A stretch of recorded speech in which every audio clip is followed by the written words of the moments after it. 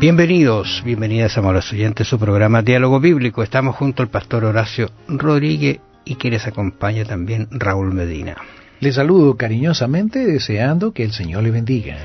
Gracias por estar con nosotros en su programa Diálogo Bíblico, gracias por acompañarnos y gracias a quienes en algún momento nos escriben o nos llaman acerca de este programa. Abraham misionero en su propia casa. Yo creo que Abraham fue misionero en donde iba. Incluso algunos piensan que se podía seguir las huellas de Abraham porque donde él pasaba, ¿qué es lo que había? Un altar. ¿Qué dice Génesis 18 y 19?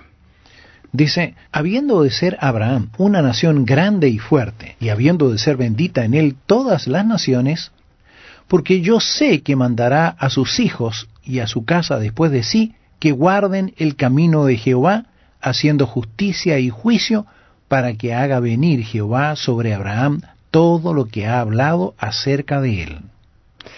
Impresionante ese texto que habla de este Abraham que no solamente se preocupó de ser partícipe de como misionero al resto, sino principalmente a los de su casa. Fíjate, para poder entenderlo mejor, casa, para poder entenderlo mejor, creo que necesariamente tenemos que leer el verso 17, porque esto es una pregunta, y dice el verso 17, y Jehová dijo, encubriré yo a Abraham lo que voy a hacer, habiendo de ser Abraham una nación grande y fuerte, y habiendo de ser bendita en él todas las naciones de la tierra.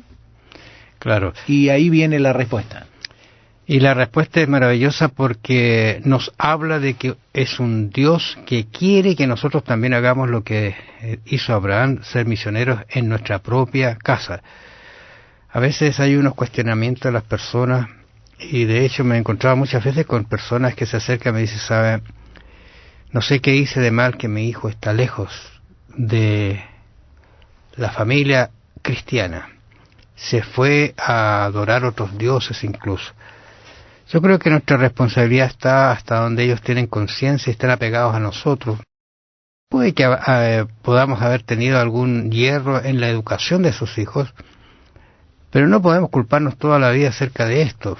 Ellos tomarán sus decisiones cuando sean grandes y esa decisión válida es para ellos. Correcto, pero nosotros seguiremos orando por ellos. Justamente. Pero ¿sabes una cosa? Yo creo que en este sentido tenemos que reconocer que a veces somos demasiado débiles, no sé, o permisivos, porque mientras están bajo nuestro techo, nosotros debemos tratar de que ellos sigan los consejos y lo que dice la palabra de Dios.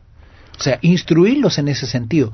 Cuando ellos tengan que tomar la decisión, tendrán elementos suficientes para tomar la decisión. Ahora, si toman decisión equivocada, ya no se puede hacer nada más. Bueno, por eso a ese lapso me refiero, porque no podemos seguir pensando, y de hecho una persona sufría mucho por esta situación, y cuando le aclaramos algunos de estos conceptos quedó más tranquila, porque no nos podemos achacar también nuestra responsabilidad cuando ya ellos han tomado una decisión en base a lo que se le ha dicho.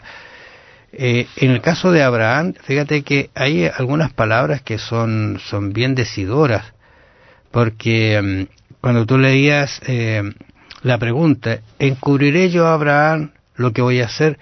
Y aquí viene lo grande, habiendo de ser Abraham una nación grande y fuerte.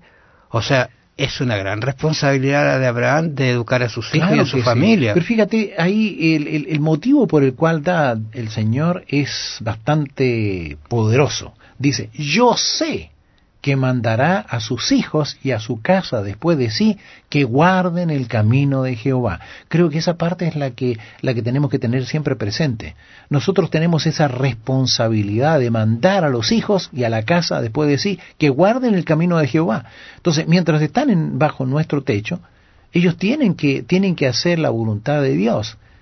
Claro, y además debemos reconocer que la voluntad de Dios no es algo arbitrario, no es algo sí porque sí, no porque no. El Señor además nos da el motivo por el cual nosotros debemos hacer lo que nos pide.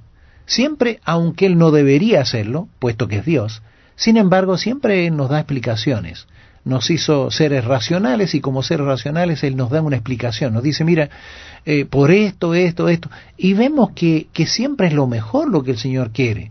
Somos sus hijos, Él nos ama y nos ama más que lo que nosotros pudiésemos imaginar, y ese motivo, motivado por el amor, es lo que Él nos pide o nos prohíbe algunas cosas.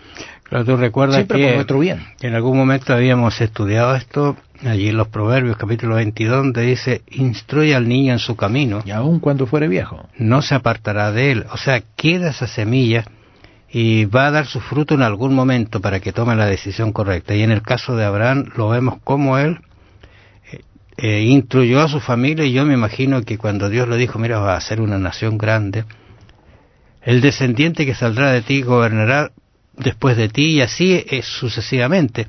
Y lo interesante es que cuando tú revisas Lucas, que lo vimos la trimestre pasado, Cristo nació y estaba en la descendencia de Abraham, en la línea genealógica. Interesante esas cosas, porque cumplió lo que realmente se había propuesto Dios en Abraham, y que ojalá se cumpla también en nosotros. Ahora fíjate, tenemos que mencionar que el poder de la enseñanza de Abraham se debió a la influencia de su vida. Él predicaba con el ejemplo.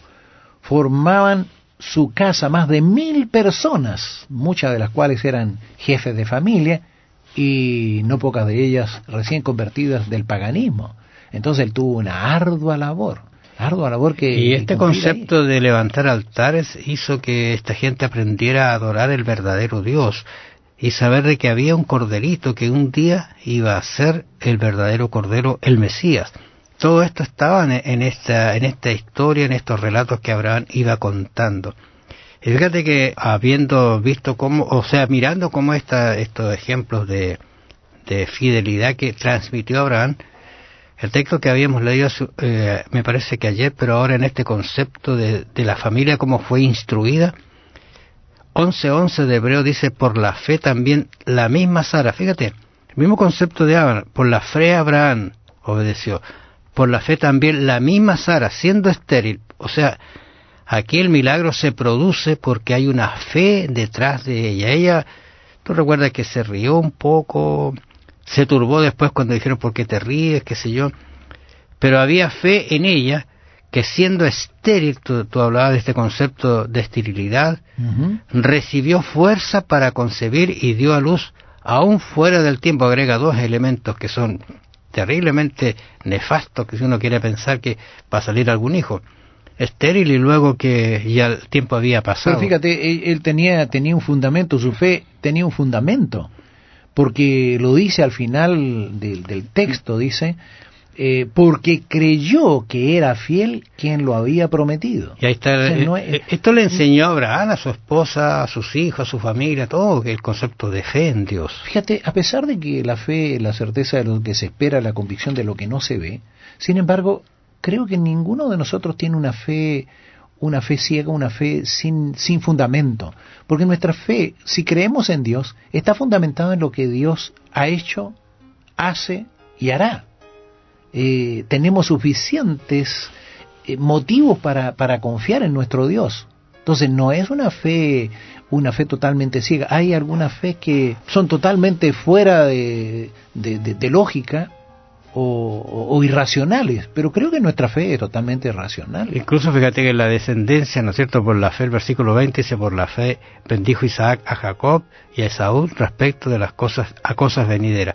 O sea, el concepto de fe era básico en la enseñanza de Abraham. Gracias, amables oyentes, por su atención. Nos encontramos mañana. Bendiciones. ¿Qué significa para usted guardar el camino de Jehová? ¿De qué manera se guarda el camino de Jehová? Piénselo. Que el Señor le bendiga. Será hasta mañana.